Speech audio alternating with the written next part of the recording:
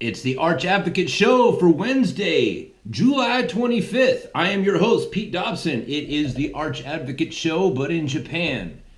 It is known as the Super Fantastic Happy Time Hour. Now listen, I've alluded to, you know what, let me back up a little bit. I have a bit of a story to tell you. This, I've made some, I've repeated a particular statement a couple of times on the show over the last 8 months, and I realize that I've not given any context to it. So, I'm going to tell you the story about the two-dimensional man. You ever hear about this one? No? All right, well, go get your slippers and your little cup of cocoa. Old Petey's going to tell you a story about the two-dimensional man. Now, there was fairly recently, this was like within this century, I believe it was, within the last 18 years, there was one of these super brainchild phenom, like Doogie Howser kind of people that got into MIT, and he was the youngest person to ever get into MIT. And I think he was like 15 or 16, but he tells this story. He was like a theoretical physicist, right? Like 15, 16-year-old kid with just like, bananas Rain Man kind of, brain smarts. And he was explaining, he says, look, there's 4 dimensions that we know of, and 3 of them we can prove, right? There's height, width, depth, and time. Right? Now, everybody knows that time exists, just like everybody knows that gravity exists, but nobody can prove it, right? But we certainly know that it's there. And he was saying, like, we're working on proving that there are up to 11 dimensions. And we're also working on proving the theory that there is actually an eternal amount of, a never-ending amount of dimensions. But we have working theories on 11 dimensions. But the problem is that unless you're talking to a physicist, like a theoretical physicist, then you're not going to be able to explain what the 11th dimension is, or anything other. You can't do. Dimensions 5 through 11, you cannot talk about it with anybody unless that person is a physicist. You know what I mean? Unless they're sort of on the same frequency as you. He said the reason why is because it would be like trying to explain a tennis ball to a two-dimensional man, right? And if there was such a person, if there was a two-dimensional man, right, just height and width, that's the only thing that is in the two-dimensional man's wheelhouse. It's just height and width. If you showed him a tennis ball, all he would see is a yellow circle, right? And if you tried to explain to him, like, no, it's actually a sphere. It has, it not only does it have height and width, it also has depth. But the two-dimensional man would have no way of understanding what you're talking about because he can only see height and width, right? So he said, like, look, I can't tell you what dimensions 5 through 11 are like because you're not a physicist, and it would be like trying to explain a tennis ball to a two-dimensional man. You're just not gonna get it, right? Now, why did I tell that story with such excruciating detail? Well, I've made the statement a couple of times jokingly. All right, folks, I'm kind of joking. I'm trying to. Just like you, I'm looking around at a crazy world and I'm trying to make sense of it.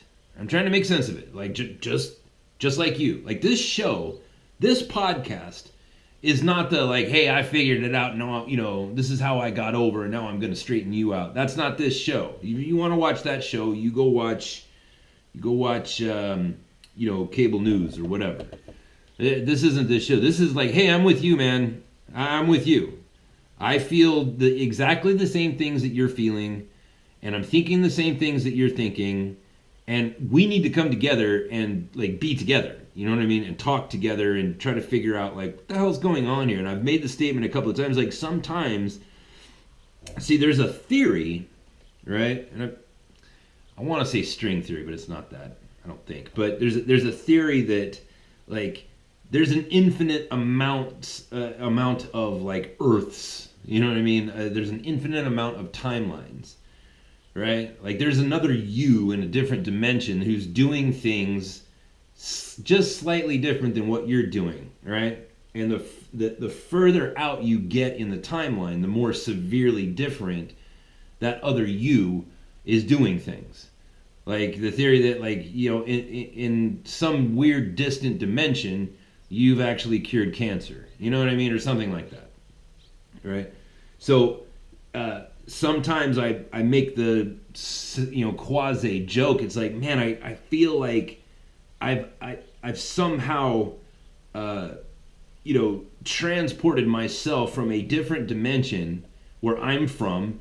And because I'm from there, everything there makes sense to me, right? And now I'm in this dimension. And I don't know how I got here. I'm just here. And everything pretty much looks the same, except everybody's crazy. like, you know, because only a sociopath would think to themselves, like, everybody but me is crazy. That's what a sociopath thinks. Right?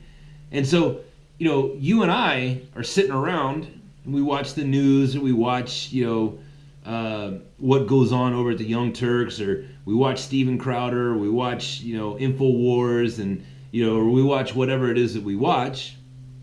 You know, we watch the Joe Rogan podcast. You know, most of my listeners are also familiar with the Joe Rogan. Like, we watch whatever it is that we watch, and we see that, like, man, there's some people out there that make a lot of sense, but for the most part, it just kind of looks like everybody's going crazy. And it's like, it just seems like it's just me and Jordan Peterson and Ben Shapiro and, you know, a couple other people that seem to have also teleported to this bizarre dimension, right? And the reason I like I say all that is, like, yeah, I'm not actually saying that I believe I'm from another dimension, all right? But I'm just trying to articulate a way of saying, like, man, everything just looks crazy. It just looks so bizarre. Like, I must be in the wrong place. You know what I mean? Like, what do you mean Hillary Clinton almost was the president of the United States? Like, what do you mean Barack Obama just gave billions of dollars to Iran, a terrorist nation? That doesn't make any sense. That doesn't make any sense. Like, what do you mean Angela Merkel is importing people who are of absolutely no financial benefit to the nation of Germany? She's importing them. She's paying for it with taxpayer money. What do you mean? That doesn't make any sense. Like, these people show up to Germany and they immediately go on welfare. And then they go out and commit a bunch of crimes, and it's like, and they keep paying for that. Like, that, I'm not good enough at conspiracy theory to try to come up with any kind of reason, like, why are you doing that? That's crazy. It's bizarre. Like Bizarro Superman bizarre. It's crazy. And I'm quite certain that you're seeing the same things. You know, like, you take, like, here's the, let me just say this, and I've said this a number of times. Listen, I love conspiracy theories. I love them, right? But at the same time, I know how to keep it in check. You know what I mean? Like, there's people out there that have this conspiracy theory that the earth is actually flat, right? It's like, I'm not going to spend any time on that. And the reason why is because I can immediately deduce that there's no money into trying to trick people into believing that the earth is round. There's no money in it. You know what I mean? Like, for there to be a conspiracy theory, there has to be either money or power, and usually both. And there's no money or power to be wielded there, so I'm not going to pay any attention to it. But like the JFK assassination, and not just that, but the fact that, you know, the files on that particular episode of American history is still being kept from our eyes. It's like, well, that's something I can get behind, right? Because in order, like, the only reason to keep something like that a secret after this much time has passed, right? That happened in the 1960s, all right? Now let's just pretend it was 1960 as in 60. That would be 40, 50, 60, you know, that would be 58 years ago. So you have to, what was it, 1963 or 64 or 65, I don't remember, but it was over 50 years ago, right? 30, 40, 50, you know, it was a long ass time ago. The only reason to keep secrets about that is if those secrets would embarrass current American institutions. Because who else is it going to embarrass? Is it going to embarrass Cuba? Guess what? The American people are going to be like, yeah, I don't care. Would it embarrass the former Soviet Union, a nation that doesn't even exist anymore? No. Well, then who's it going to embarrass? Oh, well, it kind of, is it going to embarrass the Costa Nostra, who got edged out by corporate America? They don't even exist anymore. I mean, they kind of do, but not really. Not like it was in the 70s or something like that. So who's it going to embarrass? And why do you think that it would be so bad to embarrass those people? We hate those people to begin with. You're not going to embarrass them. The only reason to keep something like that secret is because it would be embarrassing to the CIA or the FBI or some other, black hat type of organization, right? That's the only reason to keep it secret. So it's like, as far as a conspiracy theory like that goes, you can look at that and say, well, yeah, we need to see the truth on that because you're hiding something that is near and dear and entitled to the American people. That was our president. That was a president of the United States. He was ours, right? The government is the people, by the people, for the people, and you're keeping that secret. That means you're keeping our business secret from us. That's our business. We need to know what that stuff is. Now you get into like Roswell and did the alien craft crash? It's like, I'm not gonna spend a lot of time on that. That could be a whole number of different things. You know what I mean? So getting into that conspiracy theory, right? If you point out certain things, people will call you a conspiracy theorist, right?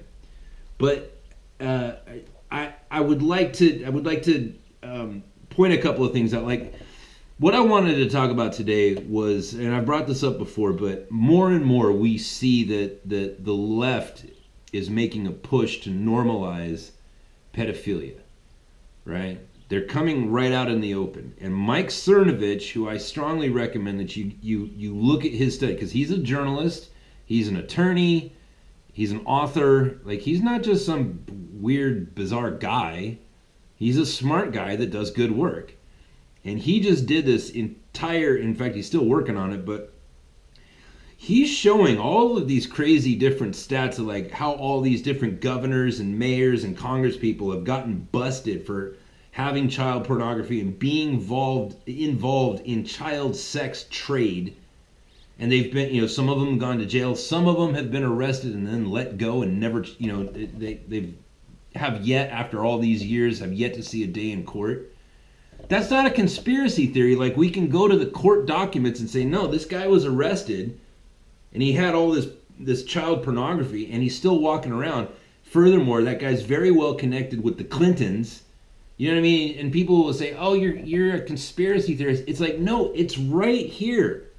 Not something that Mike Cernovich wrote, but the proof that Mike Cernovich, it's like, no, this guy was arrested. He went to jail overnight. He got off on $7,500 bail, which, by the way, to get out on bail, you only need 10% of what the bail amount is. So for $750, that guy got out of jail. He's still walking around to this day. Like, that's not a conspiracy theory. That's a fact. And then you look at his ties to the Clintons and all that other stuff, and you start thinking like, oh, okay. Well, now you're getting into a little bit of conspiracy theory, right? Because the Clintons have never been charged. You don't have any proof there. But you have to look at it also. Like, now, again, I am an absolutist when it comes to the idea of you must be presumed, in a court of law anyways, you must be presumed innocent the whole way through. Right? The presumption of innocence, it is a cornerstone of our way of life. Cannot be messed with. Right? So if somebody gets charged, like a Clinton or like a Michael Jackson or O.J. Simpson or whatever. It's like, well, when they go to court, for our way of life to continue, that court has to presume innocence, and the burden of proof is on the prosecution. It has to be that way. But from a sociological level, like, look, there's only so much. It's just like I told this story before about the comedian Katt Williams. Are you familiar with his work? Very funny comedian, very exuberant, very charismatic, to say the least. He's a really funny guy. He's a weird kind of guy too, but he's very funny. And he's a black guy, so a lot of times in the black community, like when Katt Williams plays, or Chris Rock, or these kind of guys, these massively successful comedians, they have black crowds, right? And Katt Williams was saying, like, look, man, if he was making a joke about Michael Jackson. He was saying, look, if this was like one or two accusations, that would be one thing, but this has been like many accusations over 3 decades. He's like, if somebody accuses you of doing the same thing over and over and over again for that long, it's true. The way he says it. And that crowd just would not follow him on that journey. They're like, no, because Michael Jackson was a beloved figure, right? Even to all of us, it's like, man, when I was growing up, it was Michael Jackson. My mom had an 8-track of Michael Jackson, The Wall, right? Or Off the Wall, I'm sorry. Michael Jackson's Off the Wall 8-track in my mom's car stereo. He was a beloved figure, and so it's like people gave him a pass because it was like, yeah, that's the king of pop right there, man. You can't be accusing that guy of anything. You know what I mean? But the thing is like, man, it's not like, one family or two families like tried to extort money out of you and you just paid it so it would go away. It was like several, dozens of families. And over and over and over again, it's like, man, something was going on there. We don't know what it is because he never had his day in court, but it's like, man, something happened there. And so when you look at the Clintons and it's like, dude, you have all of these people who committed suicide that worked for you. And a number of them got murdered. Well, let's just take the murders out, right? Because we can't prove it, right? What we can prove, though, is that a whole bunch of people that worked for you committed suicide or got murdered. And you have to think, like, well, why is it, let's just take the murders out of it and just look at the suicides, which is like 46 of them, I think. It's like, so, okay, one of two things is happening here. Either you killed them and made it look like suicide, or you are such a bummer to work for that people just kill themselves. So either one of those two options is no bueno for you, Clintons. And I'm sorry, there's actually a third option. And the third option is you hire people who are so mentally unstable from the get-go that they're capable of suicide. Like, you have to get to a very, very, very dark place to terminate your own life. So one of those three, only one of those three can be the truth. Either you're hiring crazy people, or you're driving people crazy, or you're murdering people and making it look like suicide. There's no fourth option. There's no other, none of the rest of us in America, no matter what we do for a job, none of us can say, yeah, it's weird at my work, 47 people or 46 people have killed themselves in the last 20 years. None of you can say that because it doesn't happen. You know what I mean? I mean, there's a lot of people who kill themselves every day, but they don't all work at the same company. You know what I mean? I bet Walmart doesn't even have that many suicides on their record. And that would be a very depressing place to work. And that is a place that probably hires a lot of unstable people. I bet in the entire history of Walmart, that of all the people who've ever worked there, that the number of people who have worked there or were currently working there that committed suicide probably does not add up to 46. You know what I mean? Like, that's a big number. So, like, the conspiracy theory there is like, well, look, we have to presume that you're innocent in a court of law, but man, something dirty's going on there.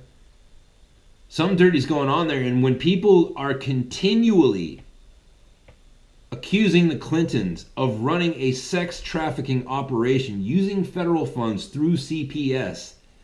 It wasn't just Senator Schaefer who did that from, what was it, North Carolina or South Carolina? It was her, but it was a lot of other people too. And it's a lot of people on an ongoing basis. And you can, if you articulate that out loud and people say, oh, you're just a conspiracy theorist, it's like, you son of a bitch, like, it's not conspiracy theory, it's math.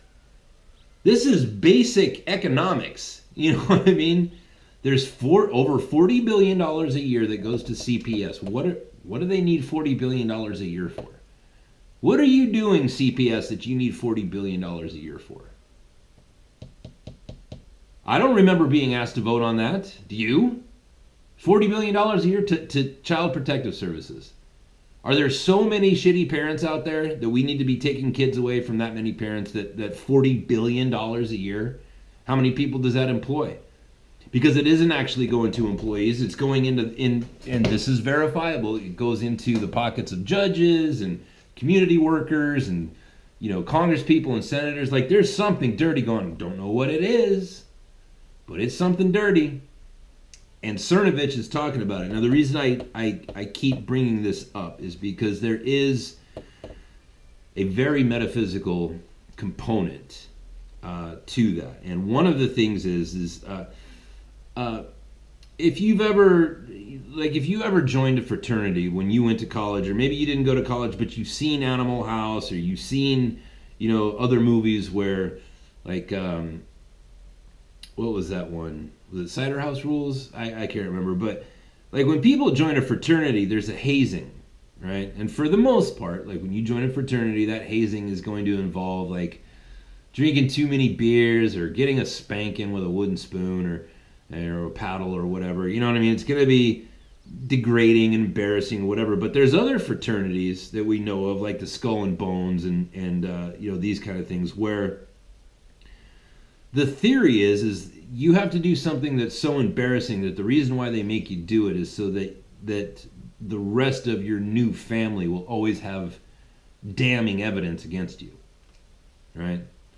And that's your initiation into the club. Is that you're being brushed with evil, so that if you ever step out of line, the host organism can turn on you and expel you and embarrass you and humiliate you in front of the entire public, so that nobody will believe you, right? So so that you would be discredited.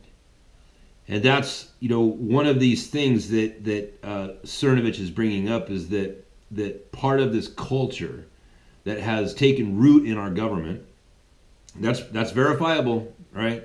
The number of government officials that have gone down, have gotten busted for having child pornography, participating in child sex trafficking. Like, it's an absurd amount of people, right?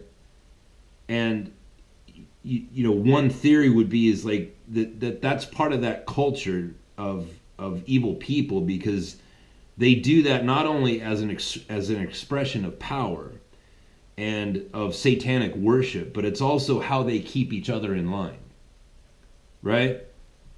Now, these are very strange times that we're in, where we are seeing government officials going down, getting busted, getting arrested, and not just like one or two. It's just like,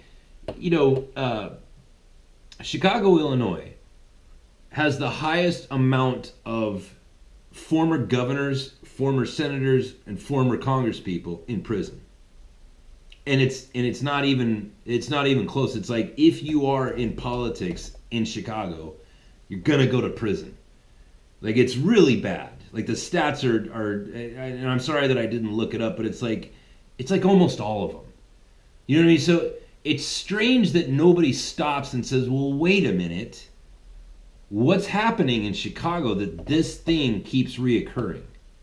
And how is it that the American people have not grabbed the reins on whatever dysfunction is happening in Illinois? You know what I mean? How is it that we keep letting this happen? How is it that you can almost bet money safely and say whoever's the congressman, senator, or governor of Illinois right now is probably going to go to prison for doing some dirty dirt. And we do nothing about it as people, as the American people. And why? Well, I talked about that yesterday. It's because we're busy. I'm busy, man. I got my stuff I got to do, right? I got to go to work. I got to do my thing. I got to raise my kids. I'm not driving to Illinois. You knuckleheads are going to have to, sort that stuff out on your own. And when we see politicians get busted for the most disgusting crime possible, the most evil, the most demonic expression of power possible, when we see our elected officials getting busted for that, and in the numbers that they are getting busted at, it's indicative of a much bigger problem, right? It's like if you have 100 people. A perfect example. All right, so there's a huge debate in America right now about transvestite people, right? Cross-dressers and whatnot. Like, oh, we need to embrace these people because they're just living out their own sexual identity and whatever. And then smart people come and they say, no. These are sick people. These are people who are so confused that they want to mutilate their own genitalia. That's sickness. That's a sickness, a mental sickness. And furthermore, 40% of these people kill themselves. Now, this is what I was getting at.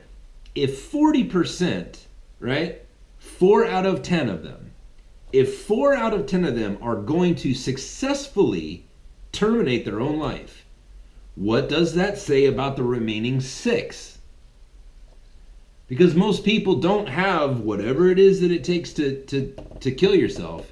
Most people don't have that. Most people suffer all the way through life. They get to the end. They get through they overcome their hurdles, and they read books and they try to better themselves or whatever. But like if 4 out of 10 of those people, there has to be another number represented in those remaining 6 that says, well, these people are equally as suicidal. They just don't have what it takes, whatever that horrible thing is. They just don't have what it takes to actually kill themselves. But that doesn't mean that they're any more mentally stable. You know what I mean? So if 4 out of 10 of those people are that bad, it paints a clearer picture about who these remaining 6 people are. If this many politicians are getting busted for trafficking in children in the United States of America, right? If that's happening in the United States and that many, as Mike Cernovich points out in his research, if that many have gone down, what does that tell you about the rest of that organism? What does that tell you about the rest of the population in that circle of influence? It says a lot. Now listen, I've told you guys before, if you're new to the show, I worked in finance for a lot of years, and for the first 4 of those years I was a commodity trader, and I've got a lot of stories about that. I'll tell you one of them. This was something that it still baffles me, because I saw the whole thing happen there. We used to have a governor in California, right? California is 40 million people in California, right? It's a big state and we make a lot of money. We also use a lot of power because there's 40 million people, and we use a lot of water and we eat a lot of food and all that other stuff. And we had this governor, his name was Gray Davis, right? He was removed from office because the people had enough of his garbage, right? But removing a sitting governor from the state of California, it's not like North Dakota, you know what I mean, where there's a population of whatever 300,000 people. It's the governor of 40 million people. Removing him is like, impeaching him is like impeaching a president. Removing him is like removing a president. Like it's a big deal. And you guys remember, if you want to know the timeline of when Gray Davis was governor of California, it's the reason why Arnold Schwarzenegger became governor. It was Gray Davis, and then it was Arnold Schwarzenegger, and that's how Schwarzenegger got in there. One thing that Gray Davis did that led to his removal that got absolutely no coverage was that he entered into a natural gas contract that obligated the state of California to spend, it was like 1,500 times more than the regular price of natural gas. And he locked the state of California into a very long contract on that. Nobody said anything. Nobody was charged. Nobody looked at his financials and said, how much did you get paid for this? There's no reason for you to have done that other than you got paid. Nobody ever looked into his financials, and he's a free man to this day. Unless he's dead. I don't know how he's doing. But you know what I mean? Like these people that are in positions of power, they're not some noble class of people. These are people who are more and more getting busted for being pedophiles. And they're always leftists. And you have to look at that, right? And not think to yourself like, well, I must have accidentally arrived at this dimension somehow because I don't know what's going on. It's like, no, these are the problems that we're up against right now, you and me. And there's going to come a time, right? Because this problem, it's not going to fix itself. It's not going to fix itself. This problem is going to continue to get worse, and it's going to put those of us who have been busy minding our own business this whole time, it's going to put us in a very, I don't want to say awkward position, because it's never awkward to stand up for righteousness. It's never awkward to stand up for what's right.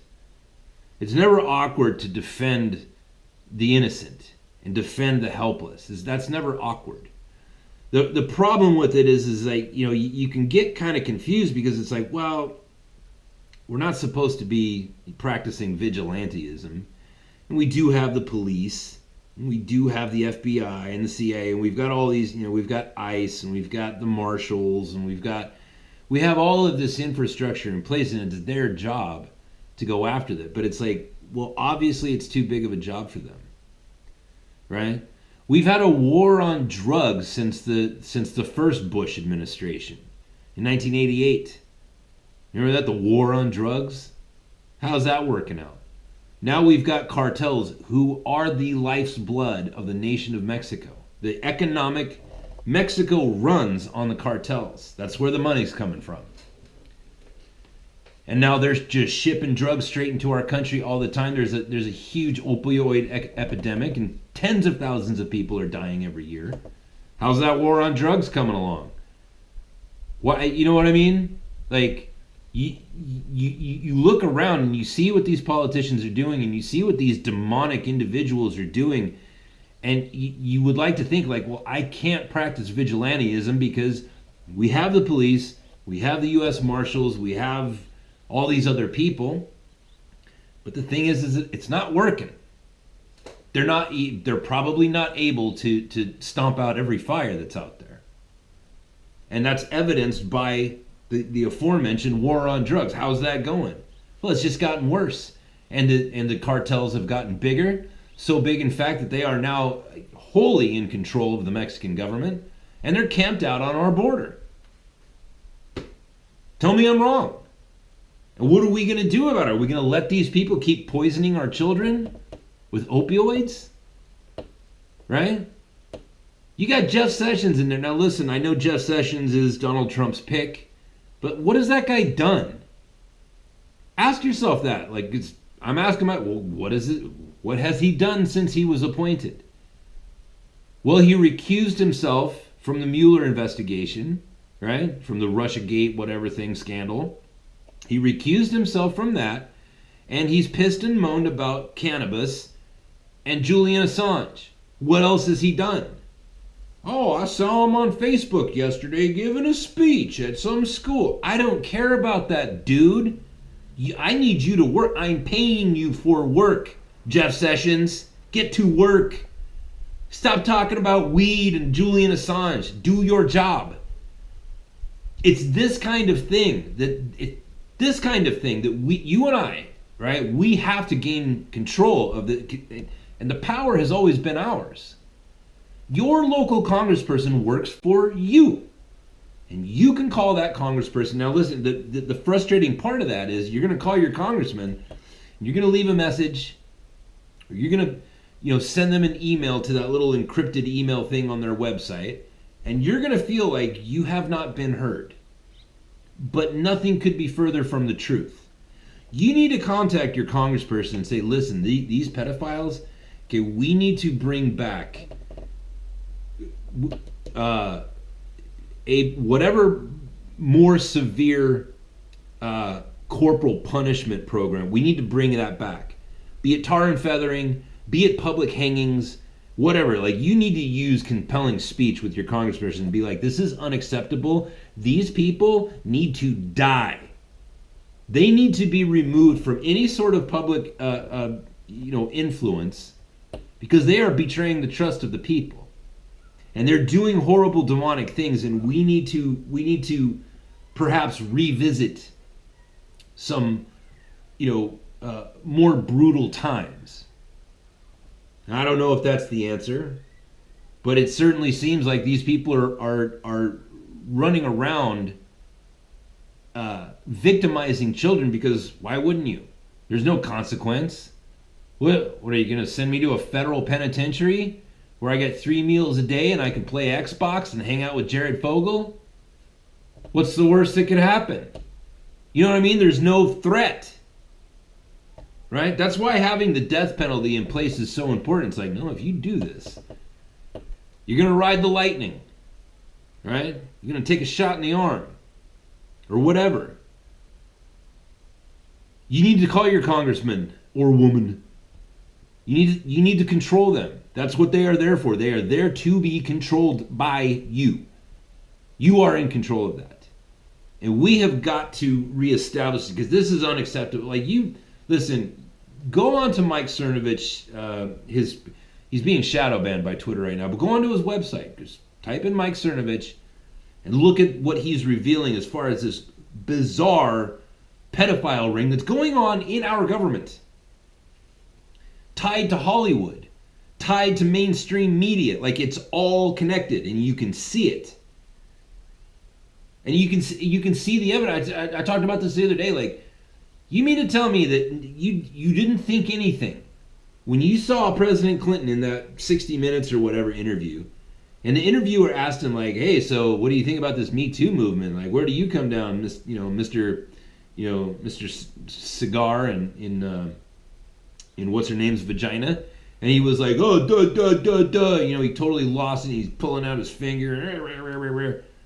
And the very next broadcast day, he's sitting on Stephen Colbert, and Colbert literally says, hey, let's ask you the exact same question, only this time you've had a few days to think about the answer so that you can give us a more presidential sounding thing. Nothing.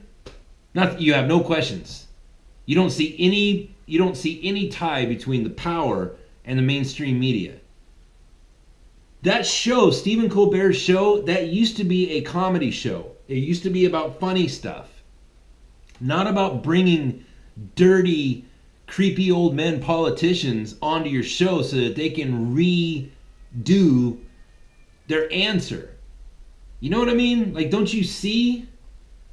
It's bizarre. It's so bizarre that I look around and I think, like, well, maybe I'm crazy. Maybe I've accidentally shown up in this dimension where evidently this is all normal, because where I come from, there would be dead people in the streets if this was going on. Where I come from, that is illegal, it's wrong, it's demonic, and people get murdered that way. You know what I mean? Where I come from, people don't allow that sort of nonsense to happen. Where I come from, we don't have MS-13 gang members stealing children and mutilating their bodies. We don't have that where I come from. I must have accidentally shown up in your dimension. Sorry, I don't know how I got here, but this dimension is bizarre. You know what I mean? Like, that's, like, sometimes I have to think, like, well, why is it that everything seems so weird to me? Well, let me theorize. Right? Maybe I'm crazy. right? Maybe I'm totally loony, and this everything that's going on, it all makes perfect sense to everybody but me. So I must be crazy. Maybe I'm a sociopath. I don't know. Or perhaps I've accidentally warped here from a different dimension, and that's why everything looks so bizarre. You know what I mean? And you try to explain it like to leftists, and you try to explain it to them like, no. Like, we told you guys. After decades and decades of being bothered, we said, okay, we're going to give you gay marriage, right? But let me tell you something. The reason why we've never wanted you to have this, not because we want to keep people from being happy, it's because if you're married and you adopt a child, you are going to have a legal say in our local school systems, and we don't want you coming in here and trying to teach human sexuality to our children, or trying to make your lifestyle more acceptable to our children and circumventing the authority of the parent to teach our children. And they said, no. We're not going to do that. Come on, we're just normal. We're normal people. Let us prove it to you. Let us get married and you'll see how normal we are. And as soon as that happened, boom, they're right there in the schools, demanding that they be able to teach our sons and daughters about human sexuality outside of our knowledge or consent. And furthermore, if you don't allow that to happen, you're going to get a knock on your door from CPS, which is funded by the federal government to the tune of $40 billion, and they will come and take your children and then quite possibly lose them or put them in the foster care system, which the foster care system, by the way, here's a fun little stat for you. Do you know what the percentage of people who go to prison, or people who have been put into the foster system and coincidentally go to prison later on in life, like when they're adults? It's easier to tell you how many people don't go to prison. It's literally 1% of all the people who are thrown into the federal foster care system. 1 out of 100. 1% of them will not go to prison. That's happening. That is a verifiable statistic. Crazy, isn't it? Right? Now, why did I just say all that about the gay stuff? Because here's what's next. The pedophile thing is next. Now they're already saying, this was in the New York Times last week, folks. This isn't conspiracy theory. Now, all of a sudden, we start seeing articles in the New York Times and different publications and TED Talks and this sort of thing where they're trying to normalize pedophilia. Look, no. We're not doing that. I just had a conversation, but a back and forth thing with Liberal Sam. Gets on my Facebook page and says, well, I saw that TED Talk or whatever that thing was, like, no, of course not. I'm not advocating for pedophilia, but she was talking about keeping children safe. Are you saying you don't want to keep children safe? It's like, shut up, you filthy demon. Don't be speaking demon to me. Don't be trying to turn it out like, oh, you don't love the children. Don't do that. You're never going to win that way. That's how they do it. Oh, you don't care about children, man? Fuck you. There's your answer. Don't ever talk to me like that. And that's what I wrote him too. I said, no, listen, I said I didn't say yes or no to that. I didn't answer the question. I said, what I'm saying is your people, your party, your ilk are becoming more and more demonic to the point where all of a sudden you're trying to normalize pedophilia. No, there's only one cure for pedophilia. Here's another thing too, and this has been proven. It's the same thing as like rape. Like, rape is not a sex crime, it's a crime of power. Right? When somebody goes and rapes somebody else, it has nothing to do with human sexuality. It has everything to do with the exertion of power to control another person's life. That's the defect in rapists' minds. It's the same thing with pedophilia. It's not about human sexuality. It's about exerting power over another person. And I'll be damned if I'm going to let my children, my sons, grow up in a world where that's just normal and people are just walking around saying to themselves that, oh, this is just normal. This is just how the good Lord made me. Nope. We're not doing that. Check out Mike Cernovich's work, people. You need to keep abreast of what's going on here. Also, my friend Mike said he wants to come on the show and just let's have a talk. I'm with that. And if you want to be on the show, right? If you want to be a calling guest and you just want to talk about this stuff, go on to my website. Go on to archadvocate.com. Arch-advocate.com. Let's talk. Let's work this problem out, right? Because this is a big freaking problem. And everybody's crazy. We need to figure this out so that we can stay sane. Go on to archadvocate.com. Go down to the bottom. There's like a little email box thing where you can put in your email address. You can even write me a message. Send me your email. Send me a message, and we'll sort out a time when we can talk on the phone, and you can be on the podcast, and we can just talk, and then other people can hear us talking, and then maybe they'll start talking to their friends, and that's sort of that building of a community where maybe we won't feel so all alone in this. Maybe we won't feel like, God, is everybody crazy but me? That's a bad feeling, man. It is a bad feeling. But if you talk to other people and you realize like, oh, that guy, okay, cool. Okay, I'm not crazy. Like, that's a good feeling. And the only way to get that is to talk to other people. So listen, go onto my website, archadvocate.com, leave a message, and I will get back to you and we'll schedule something. If you want to support the show, you can do that there too. Patreon, there's PayPal. If you want to become a monthly contributor, that would be fantastic. If you just want to send a big old glob of cash about this big, I'd say 2 feet off the ground, maybe 3 feet wide, just of cash, like a big fat pile of cash. If you want to send that, you can do that on PayPal, or you can just send me like $10, like Granny's, birthday card money. Whatever, man. It's totally up to you. Also, hit subscribe. Hit subscribe on the YouTube. Hit subscribe on the podcast, iTunes, SoundCloud, what are the other ones? Spotify, iHeartRadio. Hit subscribe, man. That totally helps. And if you would like to have a guest on the show, you reach out to them. Just like the crypto creeps, man. I know like most of you creeps are still around. Like if there's somebody you want to talk to, you know how we do it over here, man. You reach out to them. You go get them. Right? Come on to the Telegram group. Tell me who it is. And I will join you in the quest of getting that person on the show. And we will sit down and talk with them. And dude, like I don't favor guests. Like, I'm appreciative that they come on, but I'm not gonna let them off the hook. You know what I mean? I'll ask them uncomfortable questions. You know what I mean? Probably not if it was like Trey Gowdy or somebody. That probably wouldn't work out very well because I'm a big fan of Trey Gowdy. I probably have nothing but nice things to ask him. But if there's somebody that you want to talk to, reach out to them. And then let me know on Telegram or on my email, and I'll go after them with you. All right? That's the show for today. Appreciate you stopping in. Mike, let me know. Mike Douglas, Catherine Zeta-Jones's husband. Let me know. We'll have you on the show. It'll be great. Be like old times. That's it. Talk to you tomorrow.